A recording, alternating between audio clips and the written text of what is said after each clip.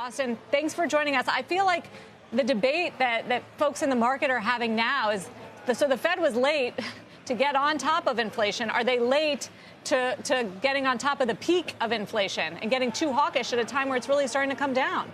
Oh, yeah, well, they might be. You know, as you say, because they felt like they were behind the curve, they've got to talk tough now, and they have been, and all the governors have been, and Chair Powell has been. But we've gotten 2 months of CPI numbers that were, at least the new information, quite positive. And if next week we got more good news on CPI inflation, you have to think there's going to start to be a little pushback where people say, whoa, wait a minute.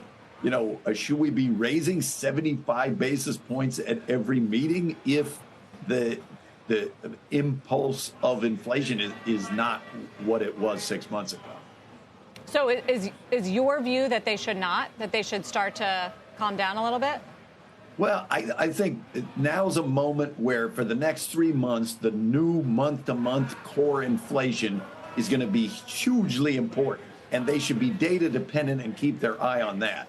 I think the pre-committing that we should just raise rates as fast as really we've raised them in decades, regardless of what we see from the data, that seems a little extreme to me. Well, we know it's going to come down at the next. The average price of gasoline in this country is $3.73.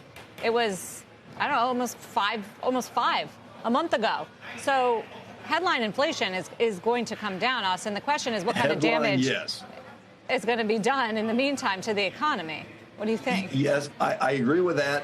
But as you know, the Fed doesn't really look at headline inflation. So even though for everyday consumers, they care probably the most about gasoline and food, that's not in the Fed's calculation. They're looking at core inflation, and they're looking at what are those new month-to-month inflation rates.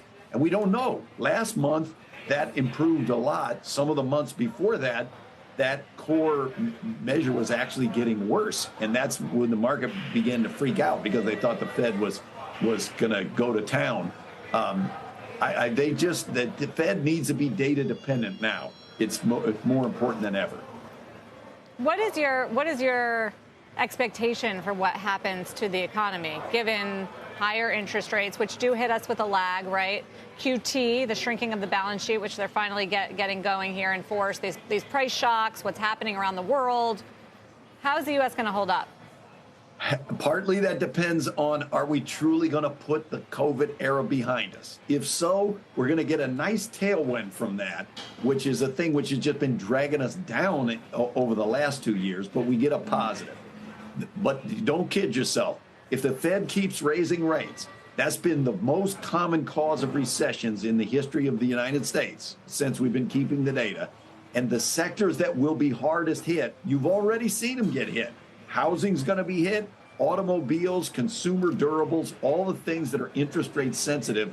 That's where the Fed is going to tighten the screws. If they need to cool the economy, that's who's going to be hurting the most.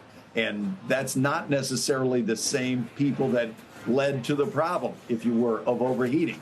The overheating is going to be coming from the service sector as everybody goes back on vacation because they haven't been able to go out of their houses for the last 2 years and go get elective surgeries and stuff like that. So the balance of the who's hurting and who's overheated, those discussions are going to get a little more heated themselves.